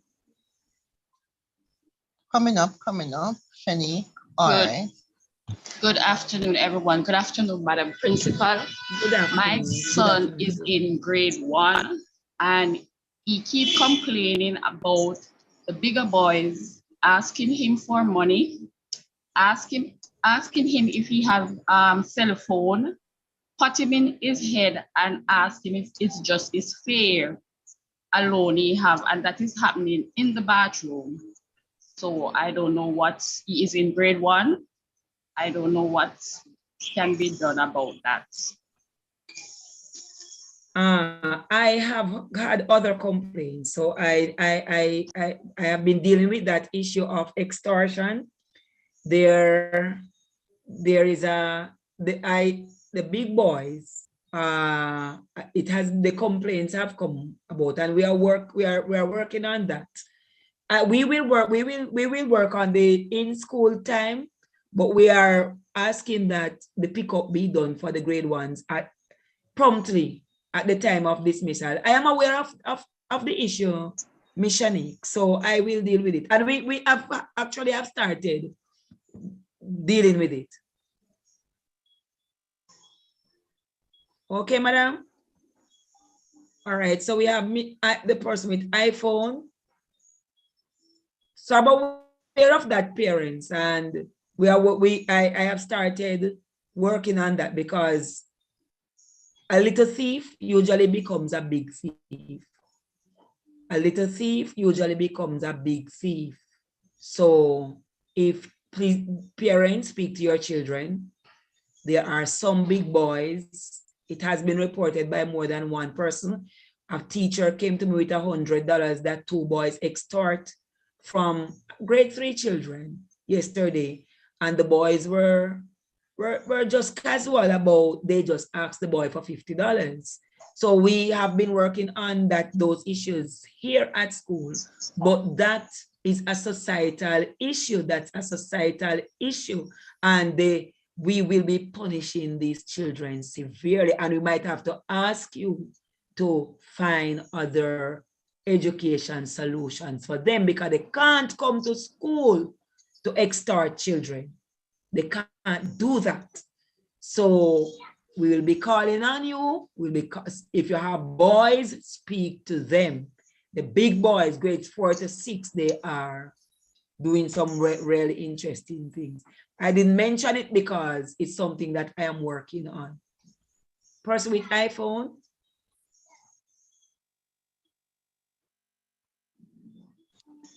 Good afternoon, Miss Michelle, Miss Good President, afternoon. PTA President. As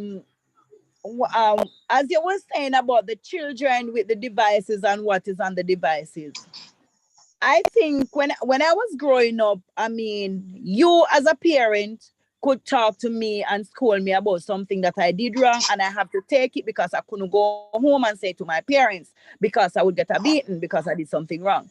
But most of us as parents, not saying to get anyone offended, if we would allow other parents to talk to our children when they did something wrong or we see them in wrong company and accept it, I think we would have a better generation. Most children on the road, I hardly talk to them, to be honest. I hardly talk to them because when you talk to them, it's like, my mother said nobody know for this, or my mother said nobody know for that. One parent cannot raise, you alone can't raise the children because you're not seeing them everywhere that they went. You understand? And I mean, for the phone, my son did have a tablet, and I put a parental app on it. So anything that he tried to download, it would pop up on my phone. And he could not have a lock on his device because he is not an adult. If I don't have a lock on my phone, why would my child devices lock from WhatsApp to everything?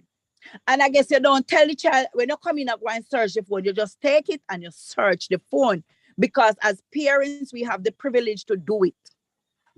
So we as parents need to allow other parents to school our children.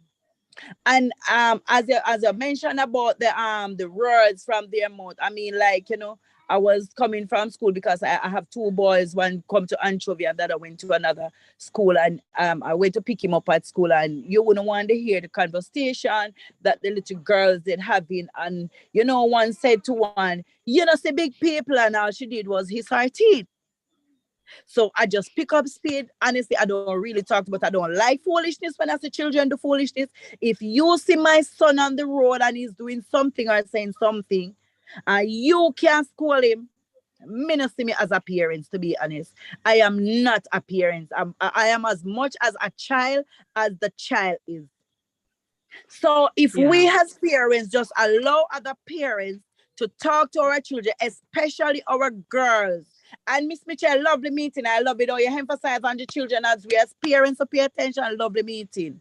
Yes, we as parents, especially the girls in a society as this, we need to talk to our girls and let them understand that if another parent see on the road and you are doing something wrong, I want him to talk to you. Not tell them about me, no want nobody said this to me, Pitney, and nobody said that. It can't work. That can't work. Yeah. So I did see a parents type in the chat and said is what the parents do. No. It's not what the parents do. In some cases, but we as parents, when you have a child or children and you try to groom them properly, but you see when them gone behind the back is a different kettle of fish. So you see that when them so come true. In, yes, when them come in, you would have never believe how them behave on the road because they are like saints. And one thing, if you go take up for your pitney, them not take up for them in front of their face. That is what they want. So then go continue do wrong, and you go continue take up for them. So then go continue do it.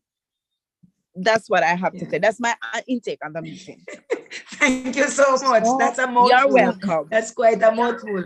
I do agree that it takes a village to raise a child, but I also believe that we have to respect the children.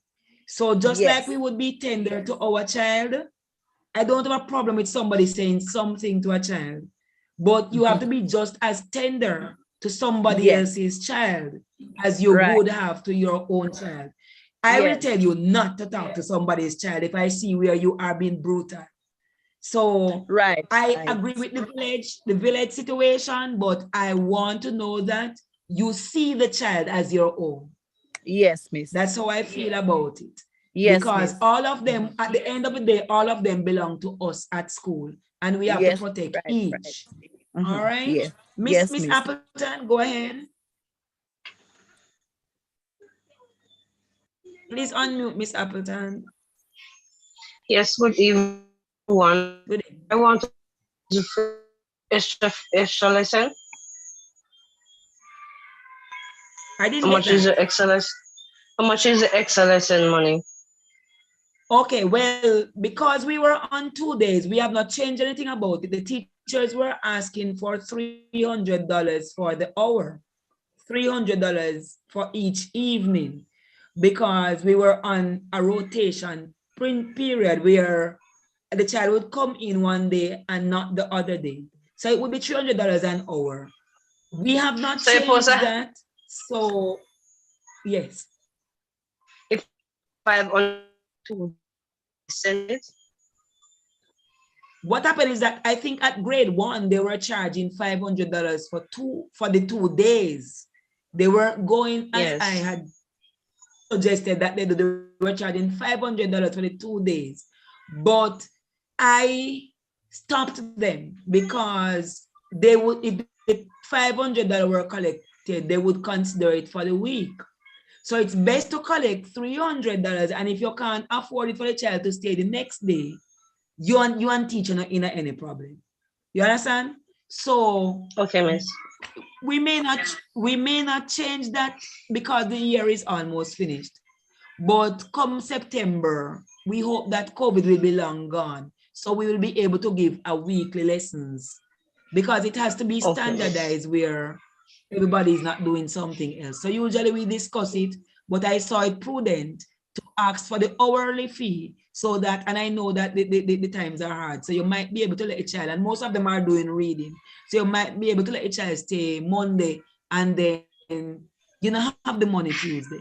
And you may not have the full money to pay. So I said, just charge $200 per hour for now.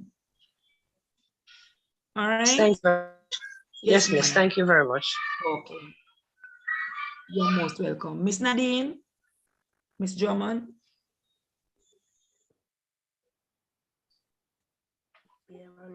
It's good evening, teacher.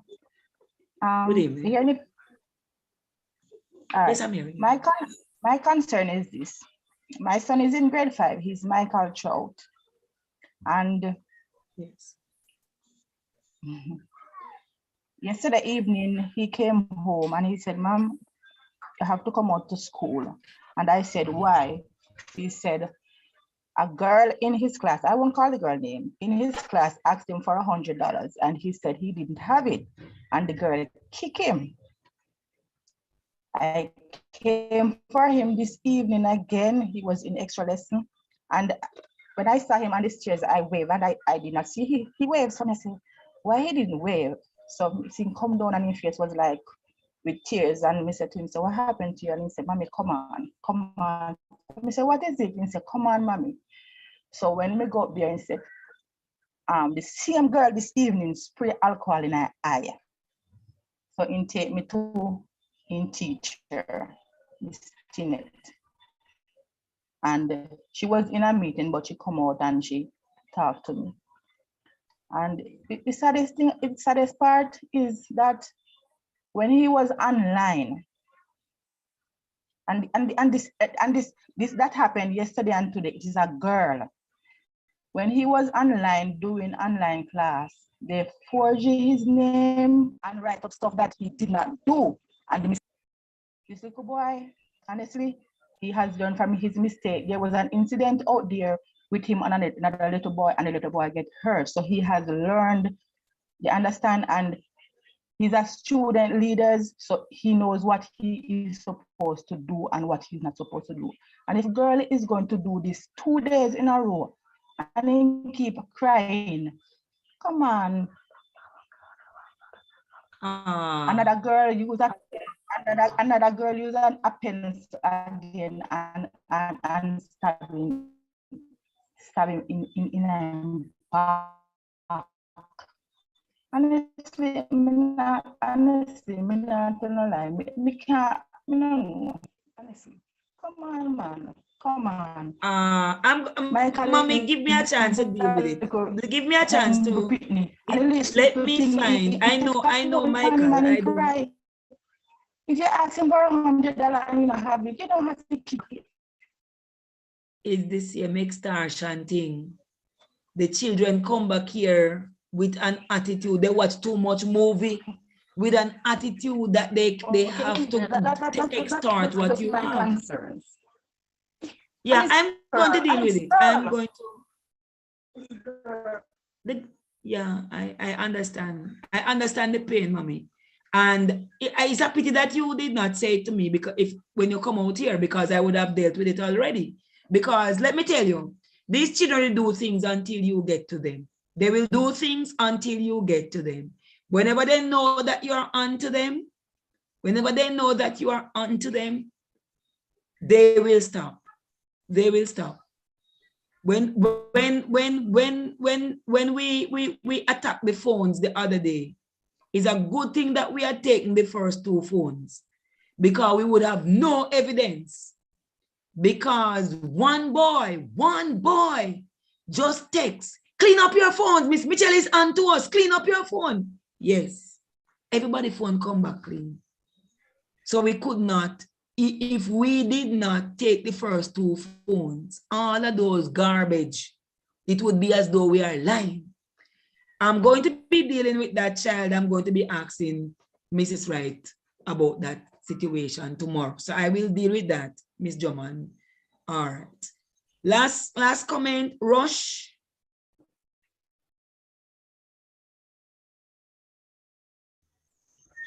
Good night. Good evening. My son, I have an issue. My son is in grade 5. He went to school early one morning and he said they were playing on the corridor. However, he stepped on a girl's bag and they asked whose bag and they tell him it's who and he say, yes, man, they go tell her. He said he left and he went to the bathroom and while he was coming up back, 2 boys, they blocked him on the stairs, held him up against the wall and called the girl and she boxed him in his face. I asked him, what did he do to the girl? He said he didn't do anything to the girl because they hold him. He got a warning letter that said he disrupt class for fighting. I called the teacher about it. The teacher said, they said he was involved in a fight. He said he wasn't involved in a fight. Until this day, I haven't gotten any solution to that issue. Okay, but stuff like those, no student comes on campus if I am not here. I open the gate in the mornings. So if that situation occurred, I would have expected the child to come to me because at the time before they go inside, I am here. So I didn't hear about that. But I don't know that the teacher would punish him for the fight that she heard about outside. So you have to come and let us find out what happened in the class. Yeah, that's what I would want you to come. It wasn't in the class, it was outside. It happened because he said the classroom door wasn't open as yet.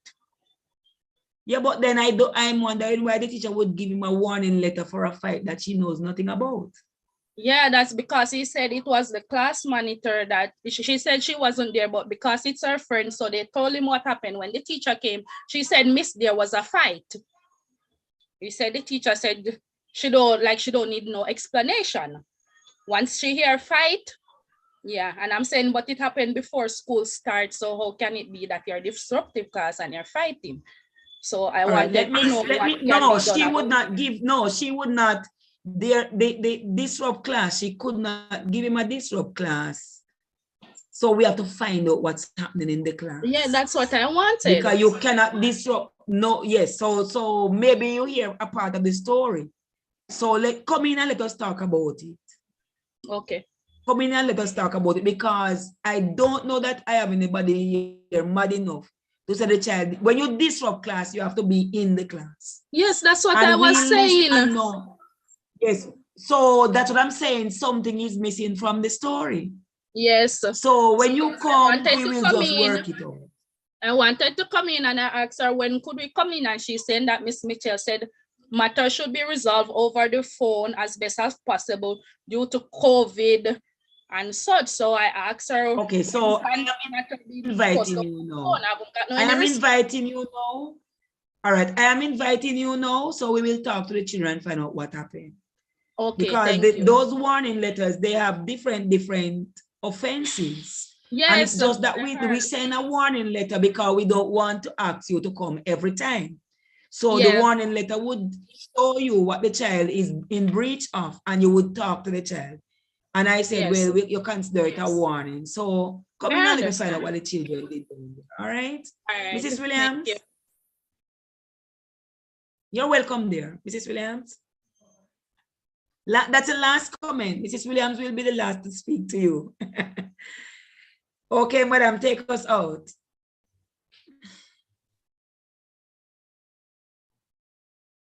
I'm unmuted. Thank you. Good afternoon, Mrs. Mitchell. Good afternoon, parents and colleagues. All right, I've noticed a few comments. PE girls, I just want to clarify some stuff and to update parents on what we presently have and what we are doing. No, we have encountered some issues, and it's no fault of ours. I'm going to say it's due to COVID and the fact that our students were away. What we are accustomed to, we are realizing that the students' BMI, that's their body mass index, is out of the norm, right? So you have students in grade 1, 6, 7-year-old, wearing a size 16 gear. That is not the norm. And this is not one child that I'm referring to. I am seeing many students coming to me with that. No, the reality is primary students are not accustomed to wearing size 16. So what I did, I ordered a few meaning 8, 2 of each color, size 16, for the bigger girls, that's girls up by grade 6. Now, when I realized that you have grade 1, grade 2, and grade 3 wearing size 16, that pushed us into a bit of problem. So what happened is that we fit grades 1 to 3 in size 6 to size 10. We try to fit grades 4 to 6 in the size 12 and the 8 size 16 that we got.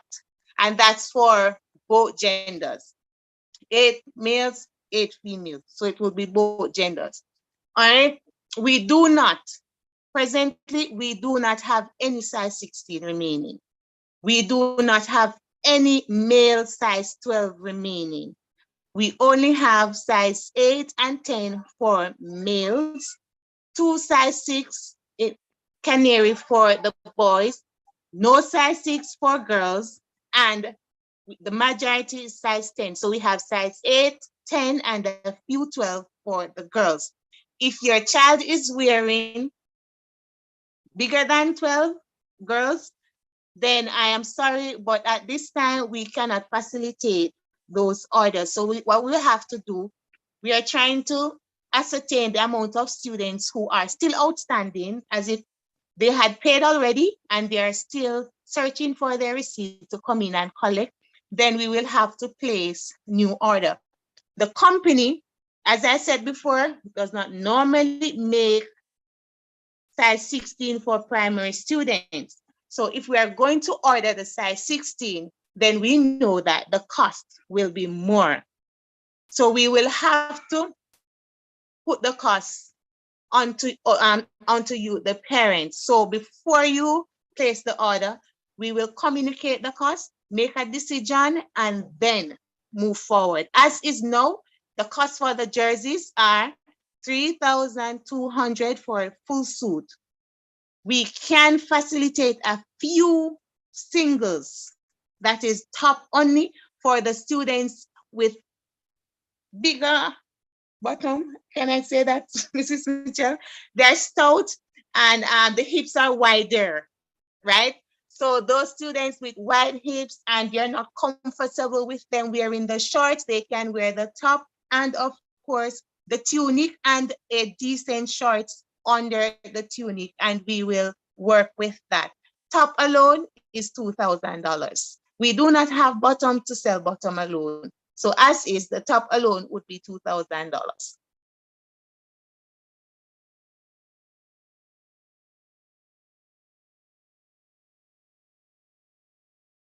I'm seeing a question.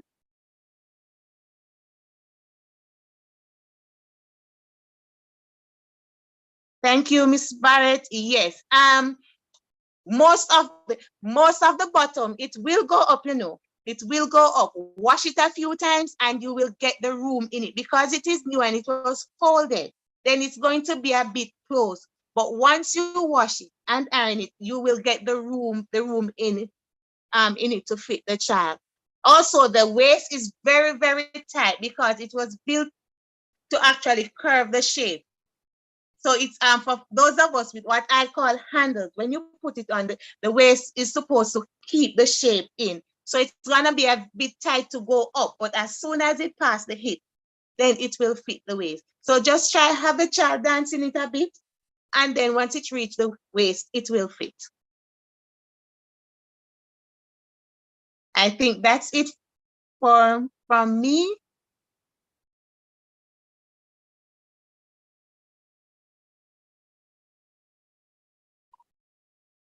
Okay. Means of collection, I'm going to state, I said it in the WhatsApp group. I'm trying to read the messages, so please see with me.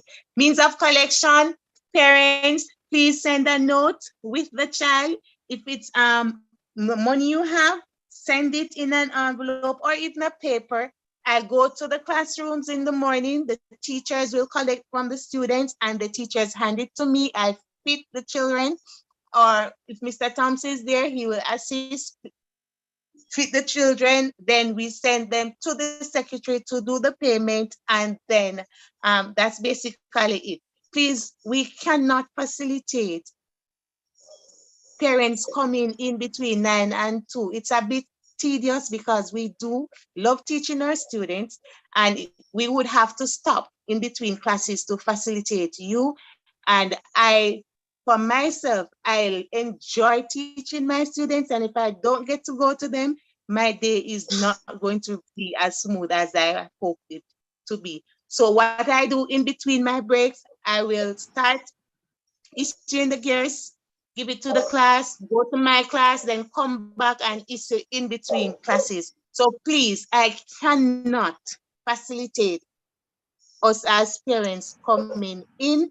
So I'm going to ask us again to please send the receipt, send the money with the child. The teacher will collect and the teacher will get it to me. I will deliver the clothes back to the teacher who will give it to the children. Thank you and have yourself a wonderful rest of the afternoon.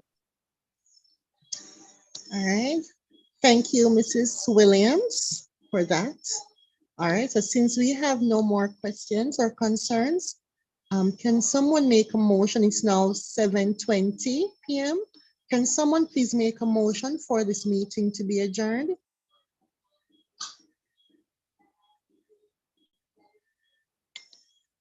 Can someone move a motion for the meeting to be adjourned, please, so we can go home? I so move, Mrs. Portions. Thank you. Mrs. Mitchell said so we can go home. Yes, thank you. Good evening again, everyone, and bye. I'll keep you posted. Bye. Changes. Yes. Okay, so the meeting was